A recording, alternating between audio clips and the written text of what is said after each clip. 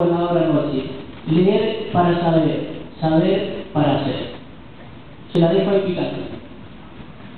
En principio quiero felicitar a Fabián y a todos los compañeros y compañeras que integran el espacio del Bicentenario. Recién lo decíamos con Eduardo, por la calidad de organización que constituye. Tener un espacio donde se debata política, estuvimos debatiendo política y el sentido de las políticas públicas, en un espacio y en un tiempo como este, con esta preocupación y con esta ocupación, es muy difícil de encontrar. Así que en principio esta felicitación y a todos los asistentes. Yo rescato muchísimo el respeto y el valor de la participación en la comisión.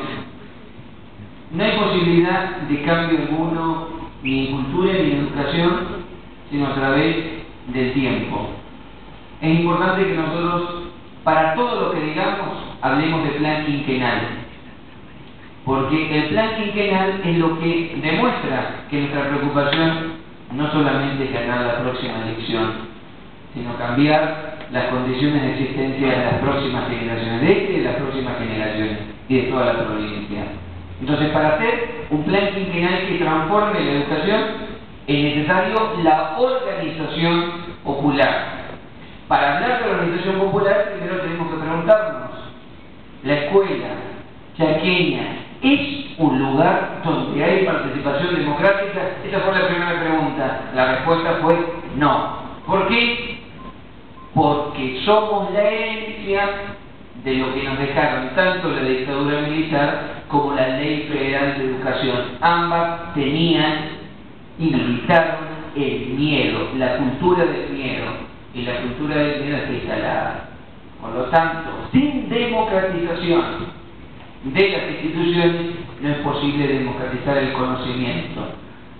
Concretamente, estamos hablando de que del 20 de agosto, ya empezamos, al 20 de octubre, no quede una sola escuela chaqueña sin cumplir el artículo 82 de la Constitución del 94, que prevé la conformación de consejos escolares donde docentes, padres, estudiantes, no docentes y egresados o exalumnos elegidos por sus padres conformen el cogobierno escolar que garantice la integración plena comunidad-escuela.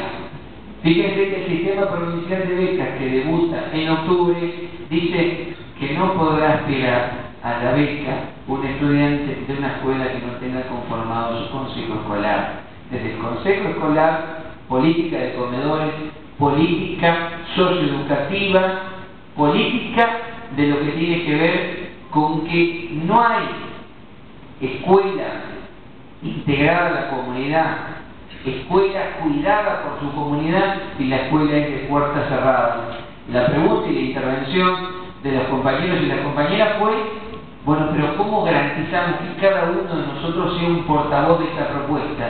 Necesitamos más información, tanto con el Consejo Local del partido, como con el espacio bicentenario en particular. Hemos tenido un par de charlas y a partir del lunes y martes van a tener folletos, afiches, una copia del artículo 82 de la Constitución y del decreto reglamentario, tanto del gobernador como el decreto reglamentario, para que cada uno de nosotros sea, en su barrio, en su comunidad y en su escuela, un garante de que la escuela se abra y que de agosto a octubre generemos la comunidad organizada. Que está abierta la escuela a esa participación. Compañeros, nosotros vamos a tener durante 5 años de plan quinquenal los custodios. Ustedes, de que de la democratización de la institución pasemos a la democratización del conocimiento. 2 planes de estudio, el de la dictadura y el de la Ley Federal de la Educación, nos privaron de no saber matemáticas, de no saber lengua, de no saber ciencias naturales, de no saber ciencias sociales. ¿Por qué? Porque una sociedad desindustrializada, privatizada, que creía en las empresas de servicio, sacaba estudiantes con baja calidad educativa. Total, iban a pagar, si podían, a las empresas de servicio. Nosotros, ¿para qué queremos esa excelencia educativa en estas áreas del conocimiento? Para que la educación, que es el hecho político por excelencia, porque busca formar ciudadanos, forme realmente ciudadanos. Y no es ciudadano aquel que, como decías vos en la frase que me dejaste picando, no sabe, no tiene el conocimiento, esa riqueza que te da la lectura, pero también el desarrollo lógico de las otras áreas del conocimiento. No hay neutralidad en la educación. O te educan para la colonización o te educan para la emancipación. Si no sabés la historia del Chaco, si no sabés la historia nacional, si aprendés, por ejemplo, que lo que dice TN es la verdad y lo que dice determinado sector político es la mentira, evidentemente estás colonizado. Es decir, si por ejemplo planteás que no hay que elegir consejos escolares porque los padres son piqueteros o punteros, en realidad sos un analfabeto político. No hay medias tintas en la educación. O educamos para la emancipación o educamos para la dependencia o la colonización. Hasta ahora, el éxito de 12 años de gobierno fue la conformación de una baja autoestima. ¿Por qué? Porque había que vincular el Chaco de la nación. Y nosotros necesitamos recuperar la identidad para que sea posible que al desarrollo sustentable que aspira esta gestión, esta política de Estado, sea posible con un desarrollo de todas las formas de ciudadanía. La otra preocupación, porque ahí cuando hablamos de eso me dijeron, pero bueno, ¿y cómo vamos a hacer sin una formación docente? Se surgieron todos los casos, hasta el cuaderno de la mamá que traía lo que le pasaba a la hija. ¿Y qué dijimos? El vaciamiento de sentido y de contenidos nos provocó lo siguiente: los docentes no podemos enseñar lo que no sabemos. Por lo tanto, un cambio o una transformación educativa es un cambio y una transformación cultural.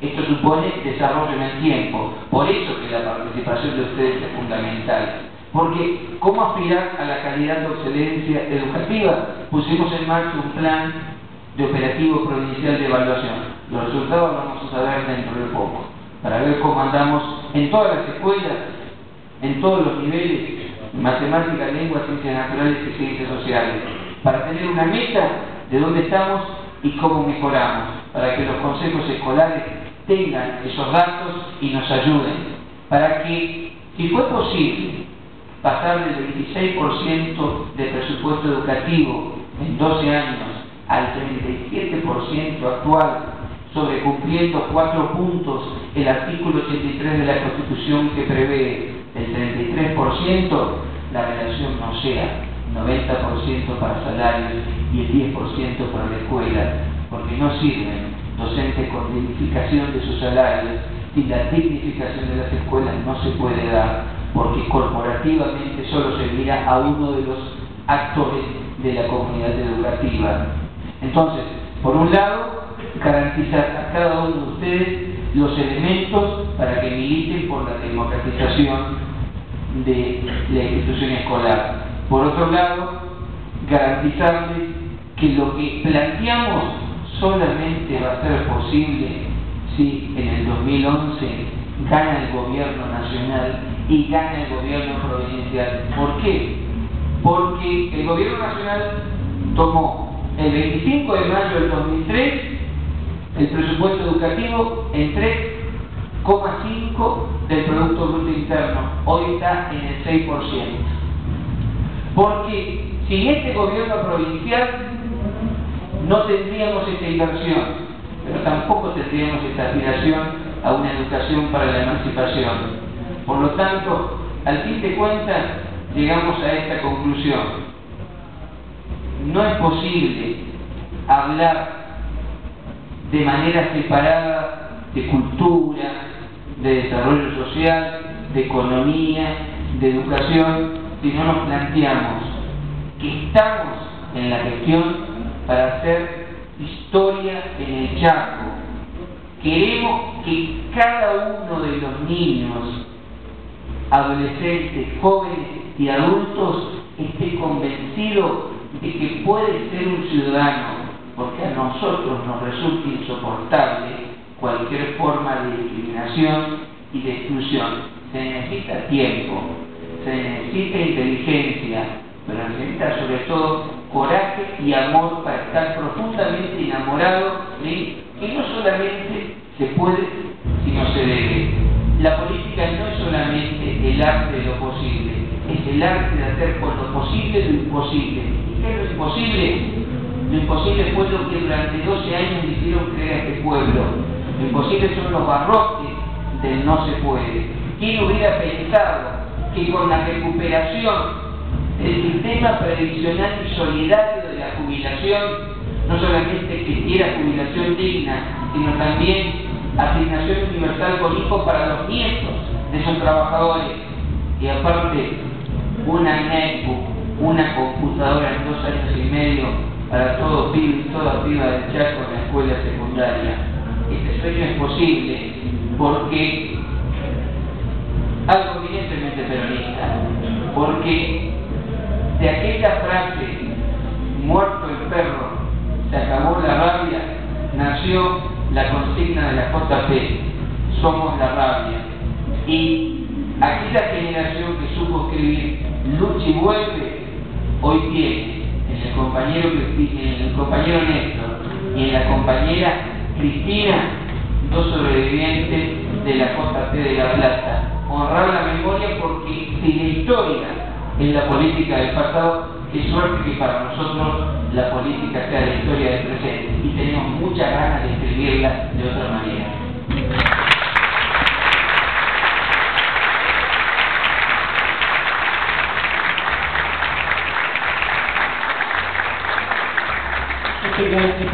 Espectacular realmente desde